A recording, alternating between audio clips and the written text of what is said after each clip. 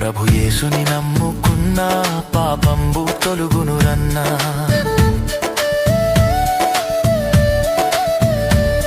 ప్రభు యేసుని నమ్ముకున్నా పాపంబు తొలుగునురన్నా.